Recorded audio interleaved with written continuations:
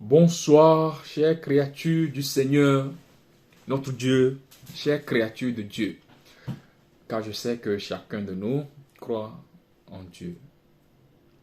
Peu importe ton bord, je sais que tu crois en Dieu et c'est la raison pour laquelle je suis fier de pouvoir communiquer avec toi à travers ce merveilleux instrument.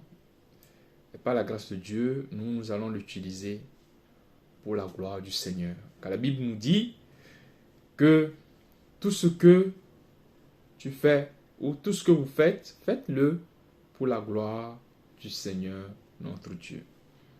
Ce soir, il y a un thème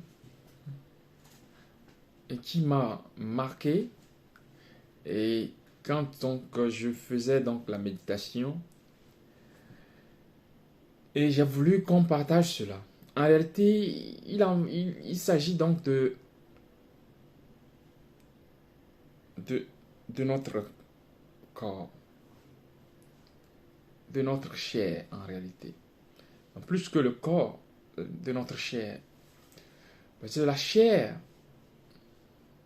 elle est inimitié avec l'esprit. Et nous savons tous que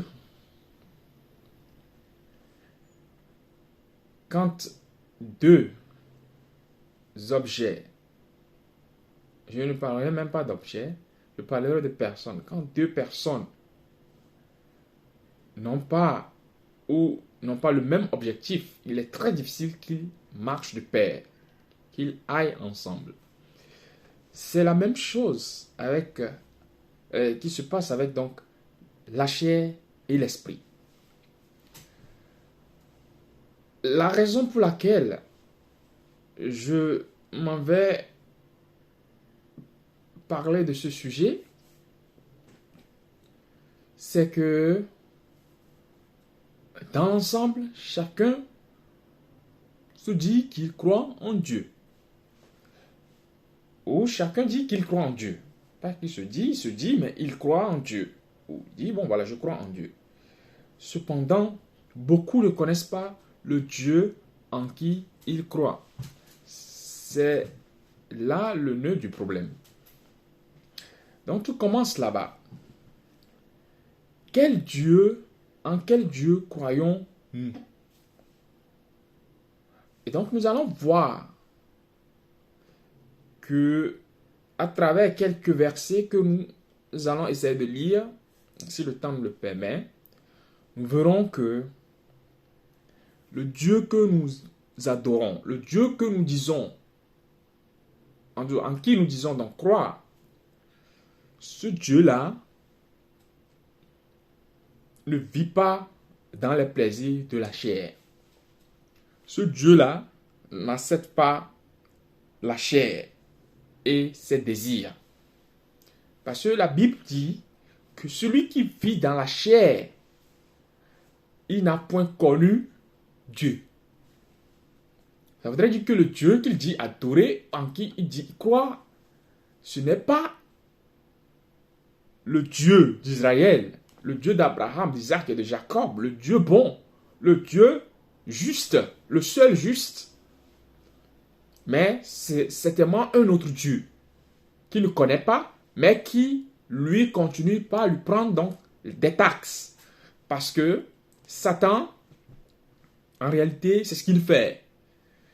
Donc, il y a beaucoup qui croient en Dieu, mais en réalité, ils pensent croire en un bon Dieu, mais en réalité, ils croient en Satan sans le savoir. Et donc, ils sont sous la coupole de Satan. Et donc, Satan est en droit de leur réclamer quoi? Des redevances, des taxes, des impôts.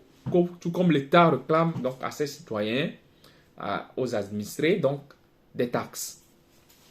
Nous verrons donc premièrement que pour le chrétien, un chrétien doit vivre dans la sagesse et dans la compréhension de la parole de Dieu. Quand on ne comprend pas la parole de Dieu, on discute, on critique la parole de Dieu, on est faible devant les païens, on ne peut défendre le Dieu que nous adorons devant les païens. On devient ridicule devant les païens.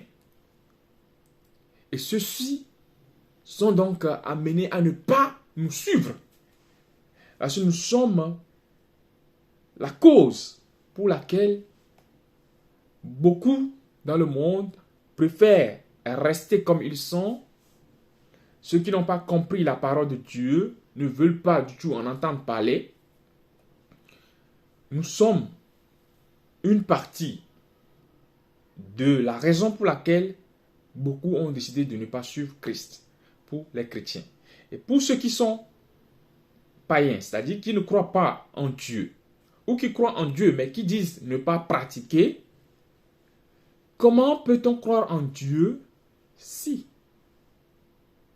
on ne connaît même pas le Dieu en qui on croit? Ça voudrait dire que je me mettrai à croire à quelque chose, mais que je n'ai jamais même vu. Mais si tu n'as pas vu la chose, d'aucuns me diront, je n'ai jamais vu Dieu. Mais si tu ne l'as pas vu, est-ce que tu as connu quand même ses caractéristiques?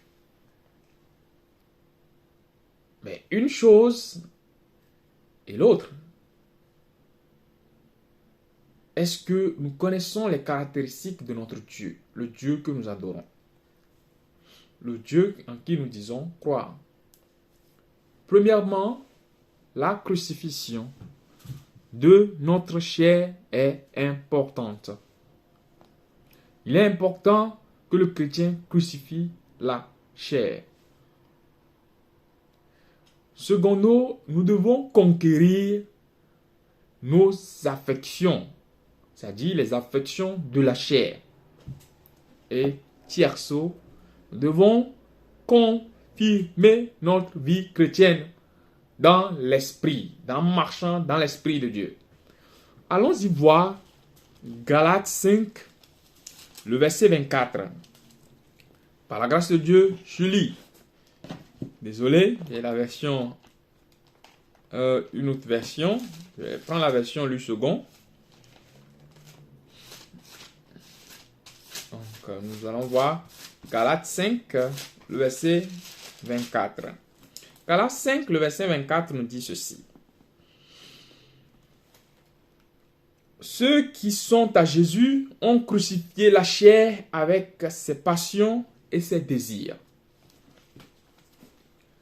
Autrement dit, ceux qui n'ont pas crucifié la chair et ses désirs ne sont pas de qui? De Jésus-Christ. Car la Bible dit ceux qui sont à Jésus-Christ. Donc, le contraire se produit lorsque nous ne faisons pas quoi? La condition, c'est de crucifier la chair avec ses passions, ses désirs. Souvenez-vous que Jésus-Christ à la croix a crié « Élie, Élie !» Il a souffert. Oui, justement. Pour crucifier la chair, il va falloir souffrir. Si tu ne souffres pas du fait d'avoir crucifié la chair, c'est que quelque part, tu as mal crucifié ta chair, ou sinon, ou les désirs de ta chair, ou sinon, tu n'as pas du tout crucifié la chair. Donc, tu as simulé d'avoir crucifié la chair. Frères et sœurs, amis sur Internet, vous qui êtes encore en train de poser la question si vous devez vous donner complètement à Christ ou si vous devez continuer dans le péché en attendant, donc de voir si le temps va durer encore jusqu'à ce que Christ n'arrive, nous devons faire attention. Donnons nos vies à Christ et complètement. Il en va en notre faveur. C'est-à-dire que si tu donnes ta vie aujourd'hui à Christ, tu es sauvé pour aujourd'hui et pour toujours. Mais les bénédictions aussi t'accompagnent. Si tu ne le fais pas en disant que tu as tout ton temps, eh bien, tu seras toujours dans les problèmes, tu seras toujours dirigé par Satan et tu risques de ne pas entendre la cloche sonner et ce sera dommage. Je vous remercie.